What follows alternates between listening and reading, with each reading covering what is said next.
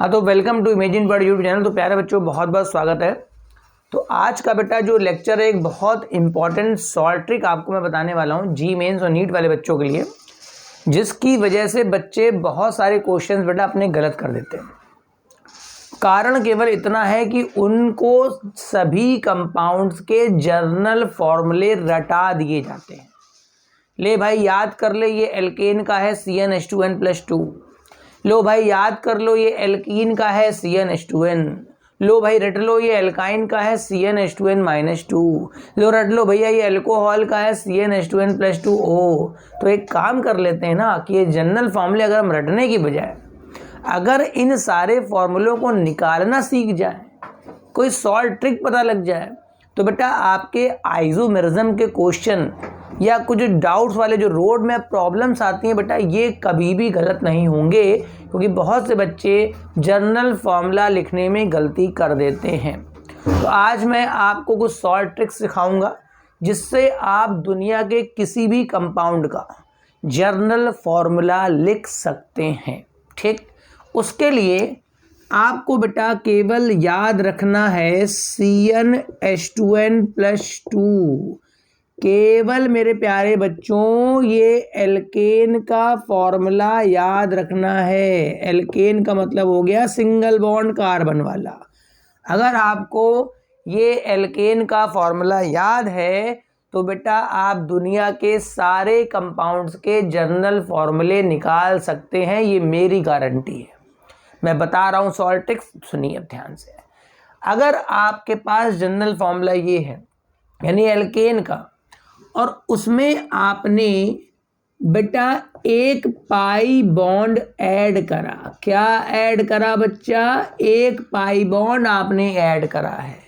तो आप इसके फॉर्मूले में से 2 कम कर देंगे, हाइड्रोजन 2H कम कर देंगे। 2 क्या कर देंगे? H कम कर देंगे।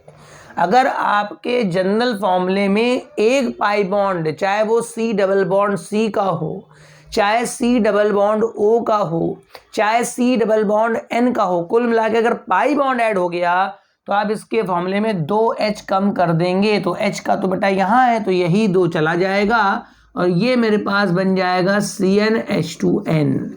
उम्मीद है आपने एल्कीन का फॉर्मूला यही रटा होगा, क्योंकि CnH2n में बेटा डबल बॉन्ड होता है। इसी तरह से अगर मैं कह दूं आपके स्ट्रक्चर में 2 पाई बॉन्ड ऐड हो रहे हैं। कितने पाई बॉन्ड बच्चा?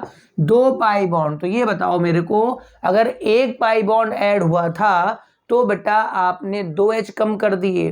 तो खुद दिमाग लगा लो, अगर 2 पाई बॉन्ड कम होंगे तो आपको 4H इसमें कम करने हैं। अब जहां से जब 4H कम करोगे पहले ये 2 कम होगा, फिर 2 और घटेगा, तो जनरल फॉर्मूला बनेगा CnH2n-2। शायद इसी को आप बच्चा एल्काइन के नाम से जानते हो, जहां कार्बन ट्रिपल बॉन्ड कार्बन होता है, और कार्बन ट्रिपल बॉन्ड कार्बन का मतलब ही होता है बेटा 2 पाई बॉन्ड। ठीक, इसी तरह तीसरा पॉइंट, अगर आपके पास एक साइक्लिक रिंग आ रही है, ध्यान से बात सुनिए, अगर आपके स्ट्रक्चर में एक साइक्लिक रिंग आ रही है तो उसका जनरल फॉर्मूला बनाने के लिए आप फिर से 2H कम करेंगे। मतलब इस वाले फॉर्मूले में फिर से आपको 2H कम करने हैं। तो जब मैं 2H कम करूंगा तो यही 2 हट जाएगा, तो ये बन जाएगा CnH2n। मतलब साइक्लोएल्केन और एल्कीन का जनरल फॉर्मूला बेटा सेम होता है। ठीक है।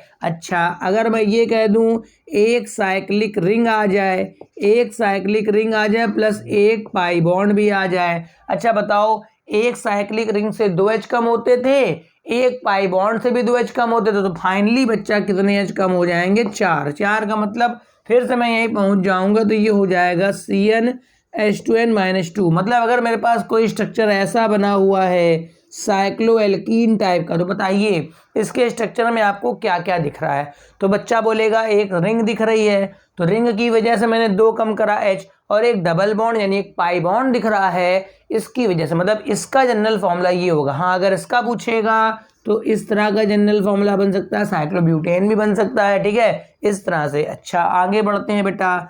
अगर हम अपने स्ट्रक्चर में एक ऑक्सीजन को ऐड करते हैं, मतलब क्या ऐड करना है, ऑक्सीजन को ऐड करना है, तो 0H कम करना है। क्या H कम करना है बेटा, 0H। क्या मतलब हुआ, H को कम ही नहीं करना है और O को जोड़ देना। मतलब अगर कहीं पर ऑक्सीजन ऐड हो रहा है तो बेटा H को कम ही नहीं करना है और सीधे आपको O चिपका देना है। मतलब क्या फॉर्मूला बनेगा बताइए, CnH2n+2 और O। ठीक है, ये बताऊंगा आगे चल के अभी, ईथर और अल्कोहल का बनेगा। हाँ, अगर आपके स्ट्रक्चर में आप एक नाइट्रोजन ऐड करते हैं, ठीक है, आपके स्ट्रक्चर में जैसे एमाइड या नाइट्राइल्स वगैरह आ गया, एक नाइट्रोजन ऐड करते हैं तो प्लस का एक H करेंगे, मतलब एक H आप ऐड कर देंगे। तो बच्चा जरा एक H ऐड कर दो तो यहीं पर H ऐड होगा, तो ये हो जाएगा CnH2n+3 हो जाएगा और N भी ऐड हो जाएगा। ठीक है,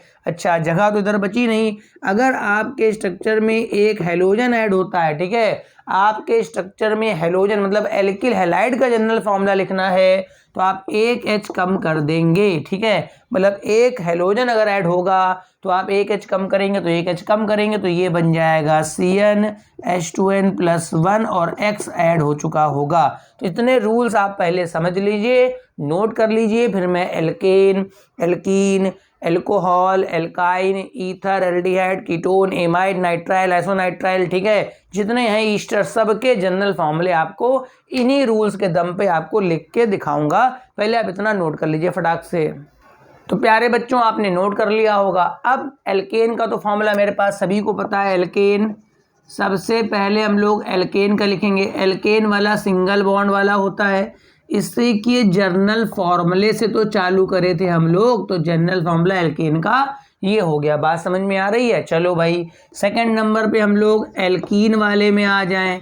अगर किसी बच्चे को एल्कीन नहीं पता तो कार्बन डबल बॉन्ड कार्बन हो जाएगा। ये बताओ मैंने रूल क्या सिखाया था, अगर एक पाई बॉन्ड ऐड होगा तो स्ट्रक्चर में 2H कम हो जाएंगे, तो यहाँ से मैं 2H कम कर दूंगा, तो ये हो जाएगा CnH2n। ये बेटा किसका फॉर्मूला हो गया, एल्कीन का। ठीक है, इसी तरह से अगर मेरे को एल्काइन का लिखना है, एल्काइन, तो एल्काइन में C ट्रिपल बॉन्ड C होगा। ठीक है, अब बताओ ट्रिपल बॉन्ड का मतलब क्या होगा बेटा, ट्रिपल बॉन्ड का मतलब वहां पर 2 पाई बॉन्ड होंगे। ठीक है, 2 पाई बॉन्ड का मतलब यहां से मैं 4H कम करूंगा। ठीक है, तो ये हो जाएगा CnH2n-2। ठीक है, अब मैं जरा बनाता हूं एल्कोहल का जनरल फॉर्मूला। तो एक काम कर लीजिए, कोई भी छोटा अल्कोहल लिख लीजिए। देखो भाई, C हो जाता है, सब सिंगल होते हैं, और OH, ऐसा तो अल्कोहल होता है। अब बताइए मेरे को अल्कोहल का लिखना है फॉर्मूला।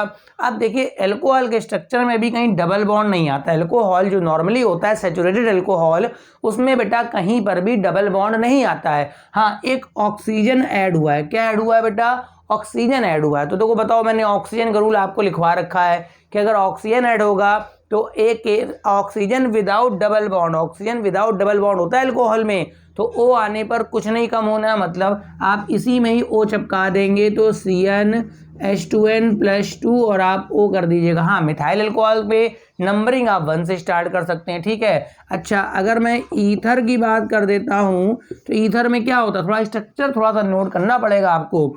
O, अगल बगल C और सब तरफ सिंगल बॉन्ड होते हैं। क्यों, यही स्ट्रक्चर तो ईथर का होता है। बताइए, ईथर में सब सिंगल बॉन्ड बने, कहीं कोई डबल। डबल मैं क्यों प्रेफरेंस दे रहा हूँ, डबल अगर मैंने ढूंढ लिया, एक पाई ढूंढ लिया, तो वहां पे 2H कम करने पड़ जाएंगे। यहाँ तो डबल है नहीं। हाँ, O घुस गया है, तो भैया O घुसने से तो वैसे कोई नहीं चेंज होता, डबल है नहीं, तो यही फॉर्मूला बनेगा। तो CnH2n+2O। इसका मतलब एक बात ये भी क्लियर है कि अल्कोहल और ईथर के जो जनरल फॉर्मूले होते हैं बेटा वो सेम होते हैं, और जिनके जनरल फॉर्मूले सेम आते हैं वही आपस में बेटा आइसोमर्स होते हैं। अब मेरे को एल्डिहाइड का जनरल फॉर्मूला लिखना, किसका लिखना है, एल्डिहाइड। तो एल्डिहाइड में पता होगा आपको C डबल बॉन्ड OH होता है। एल्डिहाइड में इतना तो पता होगा, C डबल बॉन्ड OH। अब देखिए यहाँ पर एक डबल बॉन्ड एक्स्ट्रा आ गया। ठीक है ना, डबल बॉन्ड आ गया मतलब एक पाई बॉन्ड आ गया। क्या आ गया बच्चा, पाई बॉन्ड आ गया। पाई बॉन्ड आने से क्या होता है बेटा, 2H कम करने होते हैं, मगर ऑक्सीजन भी है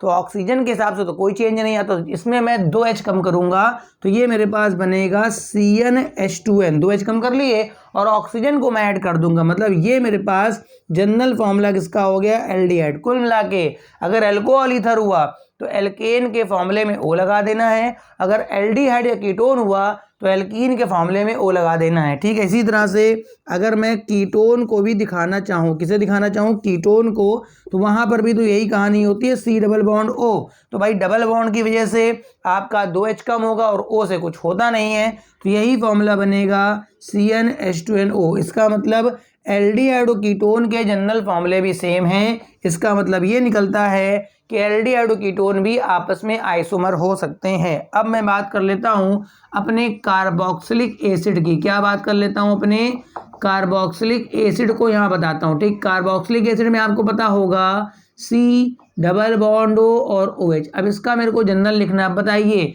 एक डबल बॉन्ड आ रहा है, एक क्या आ रहा है, डबल बॉन्ड, एक पाई बॉन्ड आ रहा है, तो एक पाई बॉन्ड होने से आप क्या करेंगे बेटा, 2H कम कर देंगे, तो इसमें 2H कम कर दूंगा, मगर दो ऑक्सीजन से कोई चेंज नहीं आता है ना, तो 2 ऑक्सीजन चिपकाने पड़ेंगे। मतलब ये हो गया CnH2nO2, मतलब ये इस तरह लिखा होगा। तो ये बेटा कार्बोक्सिलिक एसिड का जनरल फॉर्मूला होगा। अगर मैं इसी के नीचे जस्ट ईस्टर लिख दूं, क्या लिख दूं बच्चा, ईस्टर, तो C डबल बॉन्ड O बगल में OR। अच्छा देखो, ईस्टर में ये होता है यार, एसिडे जैसा तो बना है, एक पाई बॉन्ड है और 2 ऑक्सीजन आ रहे हैं, इसका मतलब इसका फॉर्मूला भी देखो, डबल बॉन्ड होने से इसमें से 2H कम होगा और O होने से कोई फर्क पड़ता नहीं है, तो ये बन जाएगा मेरे पास CnH2n और O2। इसका मतलब बच्चा ईस्टर और कार्बोक्सिलिक एसिड के जनरल फॉर्मूले बेटा सेम होते हैं। इसका मतलब ये भी हुआ कि ईस्टर और कार्बोक्सिलिक एसिड जो है वो भी आपस में एक दूसरे के आइसोमर्स होते हैं। अब मैं बात करता हूं अपने एमाइड ग्रुप की, बात कर लेता हूं। एमाइड में हमेशा C double bond O NH2 होता है, एमाइड। अब बताइए, एमाइड में एक डबल बॉन्ड आ रहा है, ठीक है, तो डबल आने से का मतलब एक पाई बॉन्ड आ गया, पाई बॉन्ड की वजह से 2H कम होंगे, 2H कम होंगे तो ये बनेगा CnH2n। मगर भाई नाइट्रोजन चिपका दिया मैंने। नाइट्रोजन का रूल ये होता है कि आपका एक ऐड होना है, तो देखो 2 जब मैं कम करता डबल बॉन्ड के चक्कर में तो ये बचता CnH2n, मगर n के चक्कर में 1+1 भी होना है, तो बनेगा बच्चा CnH2n+1 और यहाँ पर आपका हो जाएगा N और O। ध्यान रखिएगा, अगर यहाँ NH2 लिखा है तो ये सिंपल सा एमाइड है, अगर प्राइमरी एमाइड, अगर NHR लिखा है तो सेकेंडरी एमाइड है, अगर NR2 लिखा है तो टर्सरी एमाइड, और तीनों के जनरल फॉर्मूले सेम बनते हैं। ठीक है, अब हम लोग बात कर ले, एमाइड हो गया।